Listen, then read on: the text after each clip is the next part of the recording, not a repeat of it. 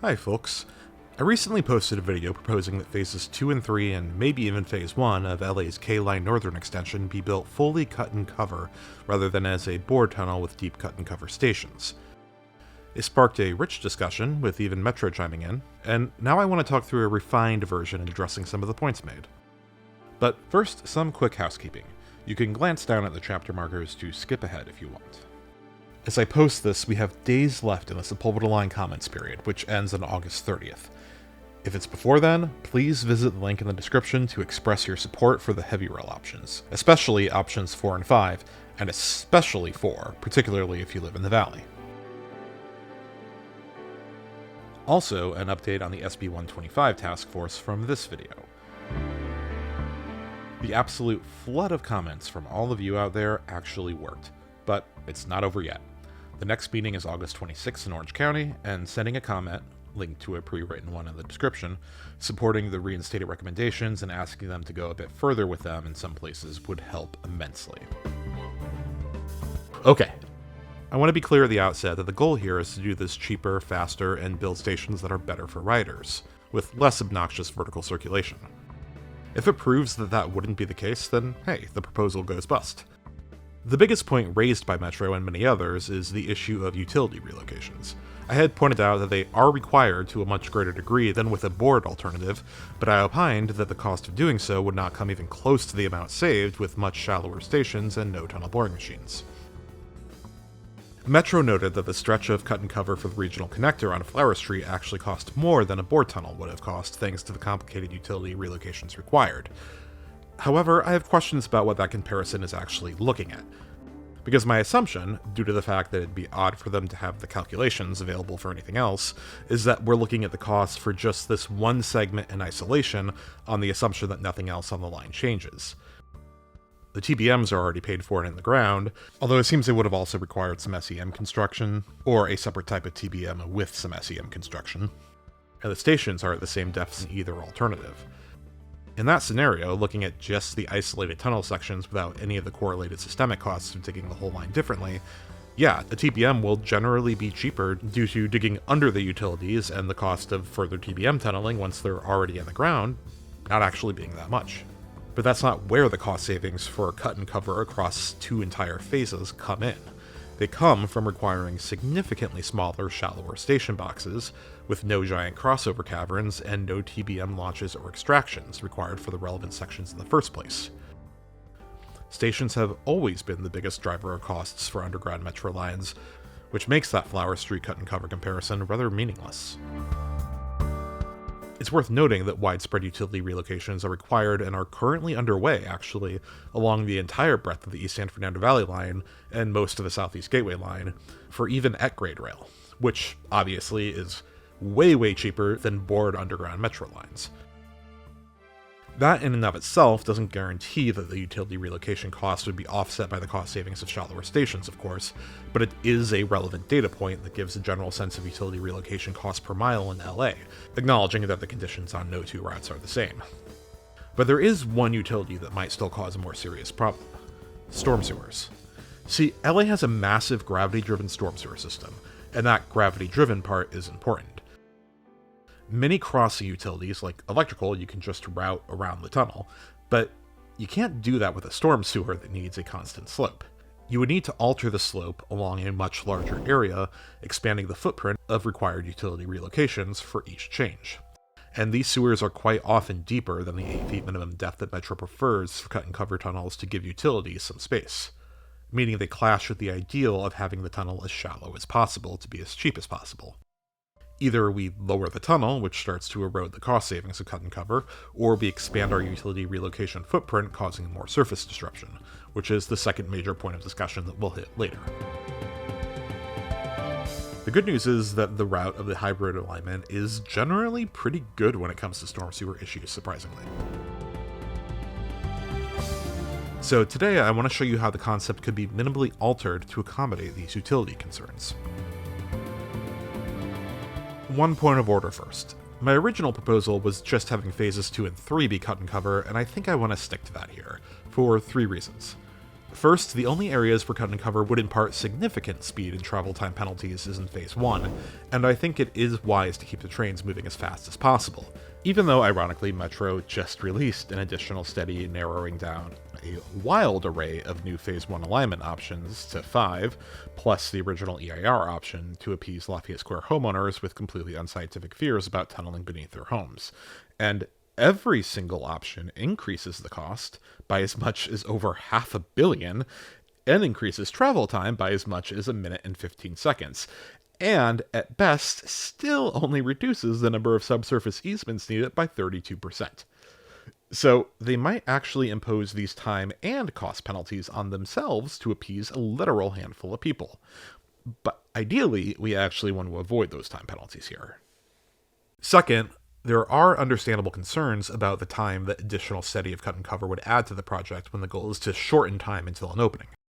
If Phase 1 continues as planned, the steady addenda to Phases 2 and 3 can be conducted without affecting the timeline at all, keeping the proverbial train moving.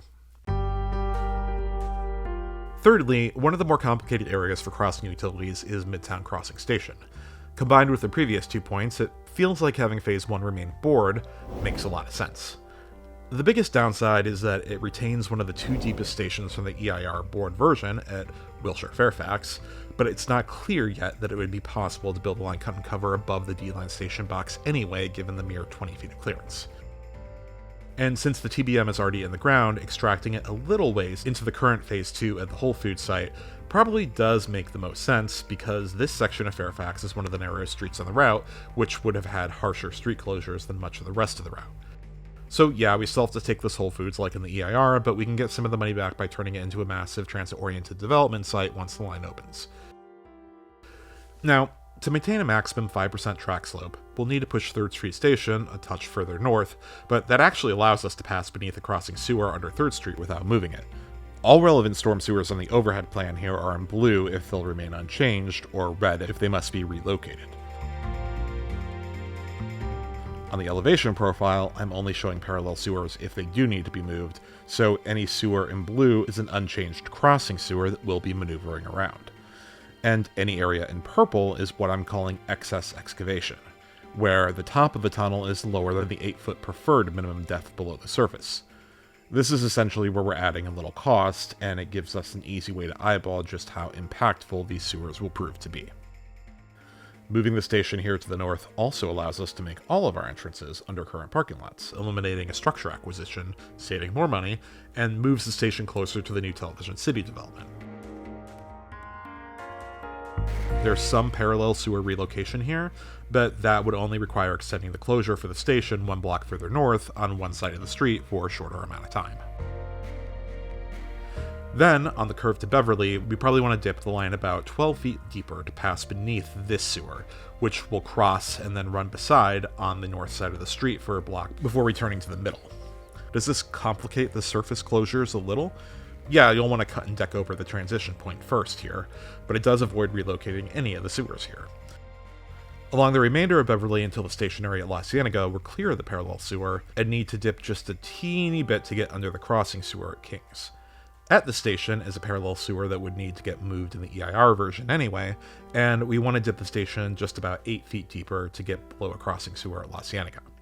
This will be the only station on the line I'll be lowering at all, and the upside is that 8 feet should allow us to build a pedestrian cross passage above the platform level now instead of below, clawing back some of that cost.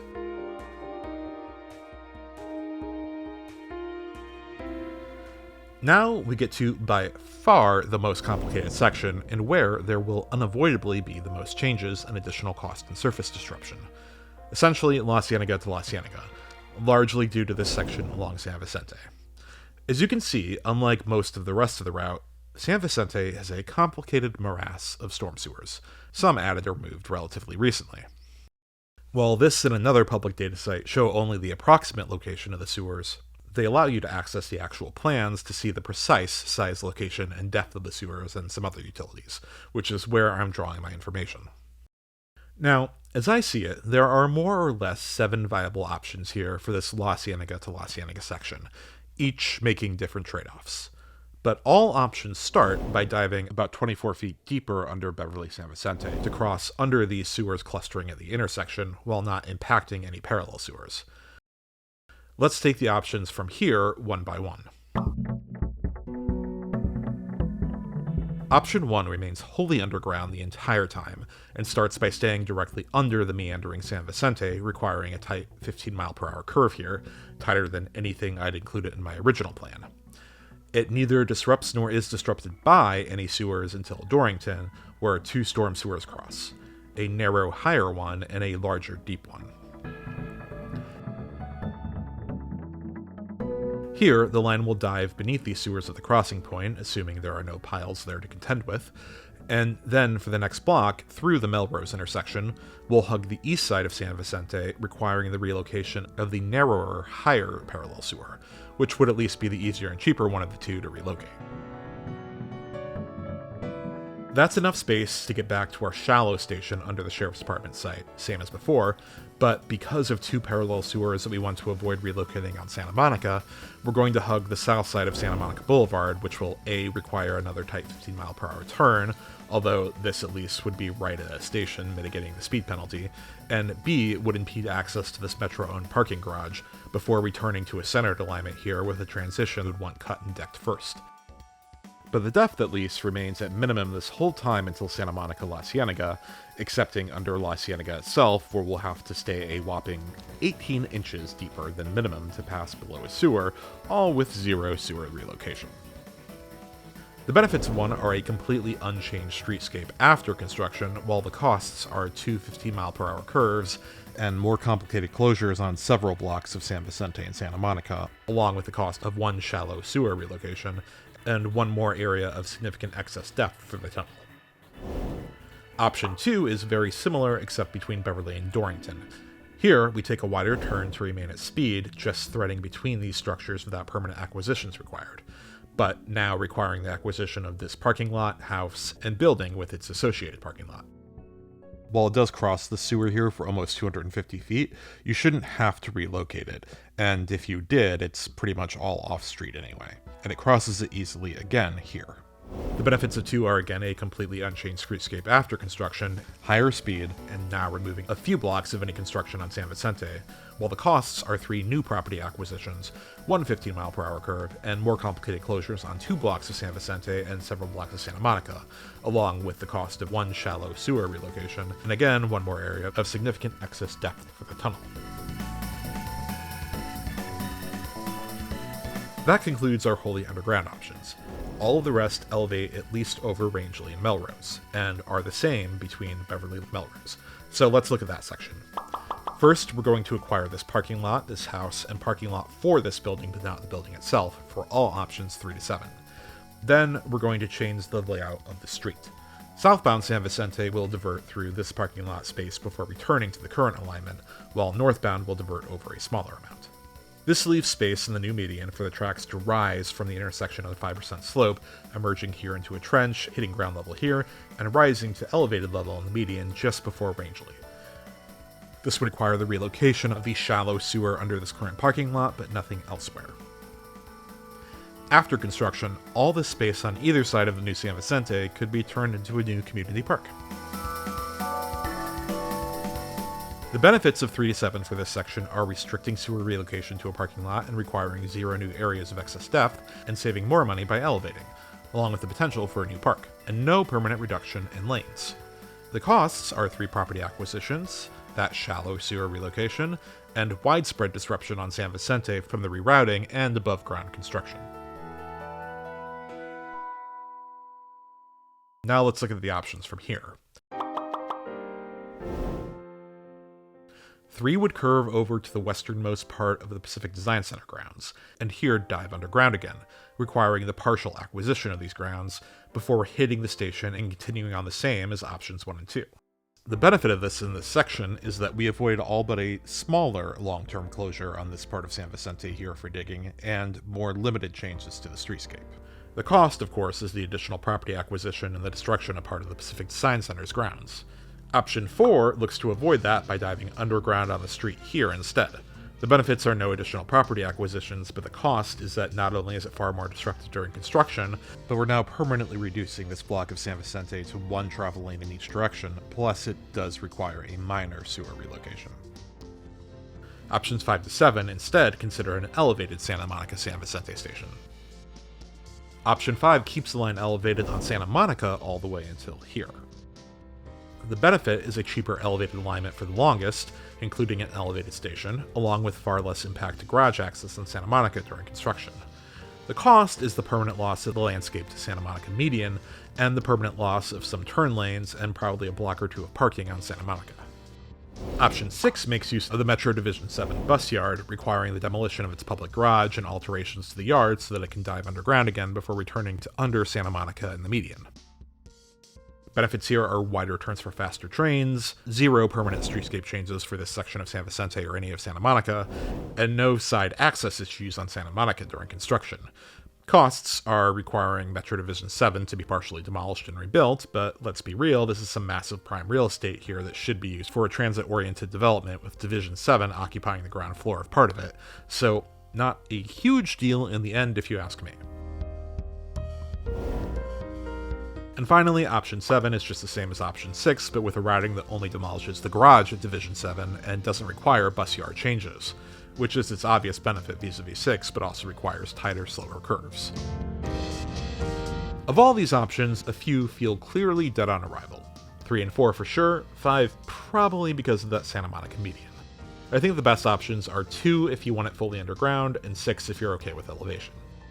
It does also occur to me that if you're looking for the highest track speed while worrying less about costs, there's one more option that's a mix of the fastest parts of 2 and 6. It'd be all underground, there'd be no additional sewer relocation beyond what 2 requires, but you'd still have to take Division 7 in full like 6 requires. And we can widen out that curve north of San Vicente Station 2 to keep that track speed up. Let's call this Option 8. Whew, okay, from here things get simpler. I'm going to keep the line at the same depth for a bit after Santa Monica La Cienega, even though the ground slopes up, to remain below a crossing sewer at Kings, and then bring it up while still keeping it beneath a crossing sewer at Sweetser, avoiding affecting a parallel sewer here by hugging the south side of Santa Monica until Crescent Heights, where it will return to the center. Like with Beverly and a few other places, this means that there will be a spot that'll want to be cut and decked first so that cars can actually make this transition. Now, Fairfax is tricky because it has quite a large crossing sewer right where our tunnel wants to go if we're keeping it as shallow as possible, which we really want to do here to avoid lowering the station. So instead, we're actually going to lower the crossing sewer. Now, to adjust the slope properly, this will require about 2 blocks of sewer relocation on Fairfax, but it's definitely worth it. After Fairfax, we've got a couple of crossing sewers that we probably want to dive under at Genesee and Spalding, and then another at Gardner. Keeping that tunnel at that depth for a bit lets it pass under a curving sewer at Poinsettia, where one branch of the sewer running parallel to the tunnel will need to be moved or demolished, because it does seem to be redundant with the one beside it as far as I can tell. There's a crossing sewer at La Brea that we can just fit the station under without lowering it more, and then another at Sycamore where we cross under it, run beside it, and then cross under it again, all without touching it. And then we turn on to Highland, where there is a parallel sewer that needs relocating between just south of Fountain and Franklin. Now, because of the comical length of the EIR station box, over half of this is required in the EIR anyway. We're just extending that closure 3 more blocks, for a not too long amount of time. But yes, Highland will have steeper disruption during construction than I previously anticipated. Now, along here it's also got a handful of crossing sewers that'll want to remain beneath, giving us a little bit of excess depth in one spot. And then at Highland, at the station area, we're going to have to do a little more work with these surrounding sewers than the EIR version would have had to, but it's all around a station closure area anyway, and truly we should be pedestrianizing Hollywood Boulevard. Finally, we can avoid the parallel sewer here almost all the way to the Bull, where we'll just have to move it at the station area that's already under construction. The one change I made to the Bull station is that I was wrong, you actually can have a station on a slope at a max 1% grade, and I decided to do that with this station to keep its depth as shallow as possible. I also had to put its crossover on a slope, but you can apparently do that. So, pulling back, using option 6 for San Vicente, You can see that yes, there are areas of excess depth, but fairly minor, particularly compared to the depth of the board tunnel and its associated stations. And the sewer relocations required are pretty minor overall. Now, I don't think that this, combined with the standard gas, electric, etc. utility relocations, would come close to increasing the cost of the line to the point where it still isn't substantially cheaper than the board alternative. But that question requires an actual study to answer it.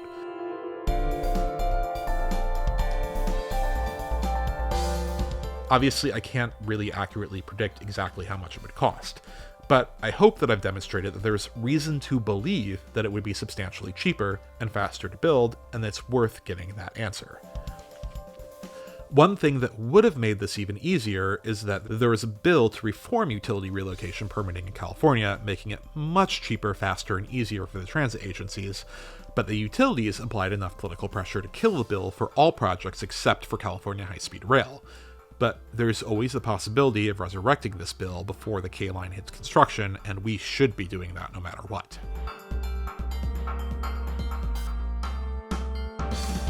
Metro also pointed out that while the tighter curves don't exceed the minimum set forth in the alternative analysis, and are in fact much wider than some currently on the A&E lines, for the sake of easier maintenance, because they experience less wear, and faster travel, Metro is trying for wider curves along all of its lines.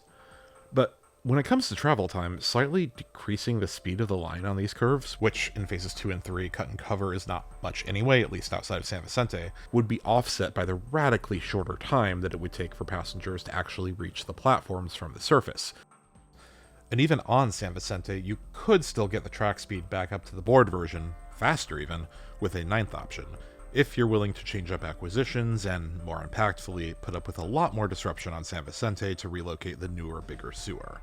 But for this, you wouldn't even need Division 7's yard. It's all trade-offs, for there's almost certainly an ideal balance somewhere in there where the speed reductions aren't killer and the cost savings remain immense. As for the maintenance, well, that's a trade-off that seems worth making. So that's my response to the economic and feasibility questions. The other points raised pretty much all have to do with disruption, and that is an inherently political question, one that should be put to public debate. As mentioned, yes, cut and cover is more disruptive across a wider footprint than a board line, even if the overall duration of disruption for any one segment is less than the duration for the board line station areas. And some of these utility issues will increase the level of disruption. I have new estimates of the pre-decking post-utility relocation lane configurations of the streets on this route. And yes, with Milan method cut and cover, you can keep the road open just past the dig trench. You can even pour the ceiling first if that makes sense. Now here, I've made more conservative estimates of what you can keep open during the heaviest surface construction. On the block of Fairfax between the end of the bore and 3rd Street Station, you're looking at one travel lane in each direction with a retained turn lane to the farmer's market, and you can see that I've offset the tunnel and station slightly to accommodate that. On Beverly, you're looking at 2 travel lanes in one direction, I'd guess eastbound, and one in the other, with a transition from a side cut to an offset center cut here. Note that the station can still just fit under the street on Beverly with the offset cut. Santa Monica here under options 1 to 4 would see all travel and bike lanes retained, but Southside parking garage access limited during construction, while it would remain unaffected with options 6 to 9 and only slightly with 5. Further up, all options, with everything but 5 shown here on the plan, would see all travel lanes retained during construction, but there's a small area where we need to lose the bike lanes, again for construction only. The remainder of Santa Monica, where it narrows, retains only a single travel lane in each direction during heaviest construction, with no parking retained now, and a transition between side and center cut here. Highland, after sewer relocation, where that smaller closure varies as sewer location varies, also sees one travel lane in each direction now, but with retained parking on each side. You could fit another travel lane in one direction instead of the parking on both sides if you offset the cut, but you'd want it to transition back to center before Highland, so I just did it this way for simplicity. So overall, during heaviest construction, you are seeing at least some travel lane reduction everywhere except the wide section of Santa Monica, and possibly San Vicente, depending on the option chosen. But there is still some movement allowed in each direction everywhere. Here's a very abstract, subjective view of what the relative disruption would be in each area with the board, the sans bowl, and cut and cover alternatives. 6 confined areas of extreme disruption compared to more widespread areas of moderate disruption. Is this politically viable? I really do think so, but either way, that's a question that Metro shouldn't unilaterally try to answer prior to even the alternative analysis, which is what they did. They understandably want to limit service disruption to not turn the populace against Metro and not harm businesses along the route, both noble goals. But there are real examples around the world of mitigation measures taken to ensure that businesses remain healthy throughout cut and cover construction, and we can adopt the most effective practices, which I believe will still be far cheaper than boring these phases of the line. The political viability of the disruption required can and should be debated, and again, I'll say as someone who lives in the area who will be very affected by the construction without even being in the traditional 10-minute walk catchment zone of a station to show for it, I think it's extremely worth it. But the economic question of whether this would prove cheaper and faster is where Metro can best engage. I still believe it very likely is, but I am not an engineering team assigned to study that question for real, so of course I'm not going to be able to give a 100% concrete answer. But if Metro is willing to brook an 8 to 12 month delay to fund an entire new study to assuage the 100% non-scientific fears of an uninformed citizenry when it comes to tunneling under Lafayette Square, mollifying a tunneling concern that any engineer would tell you after 5 seconds of looking at it is totally unwarranted, I think they can have a team do the minimum level of rough cost analysis on a cut and cover phases 2 and 3 without delaying phase 1 anymore at all in order to determine if it's worth the full preliminary engineering study to determine for real if we should switch over. Then we can have the political debate with the concrete data in hand. Given this much money saved and enabling this amount of fundraising and construction time saved, is it worth this amount of additional disruption? I think the overall majority that lives in this area, that wants the Metro ASAP more than literally any other part of Los Angeles, that is clamoring for it, will say yes, and then everyone wins. I do sincerely applaud Metro on engaging with this question, and I hope they continue to do so. This revision here was made possible with a bunch of people raising legitimate concerns about parts of the previous proposal, so if you see something here that raises an eyebrow, let me know. Again, the goal is to refine this so that it's the best possible proposal, or if it goes bust, it goes bust. But so far, I don't think that's happened yet. Finally, continuing my new practice of highlighting a great local organization that could use your support in lieu of me starting a Patreon, SELAH is one of the best organizations in LA providing on-the-ground assistance for the unhoused and connecting them to services. I've been a fan of the org for years, and it's one place where you can really be certain your money is going directly into helping address the homelessness epidemic in LA.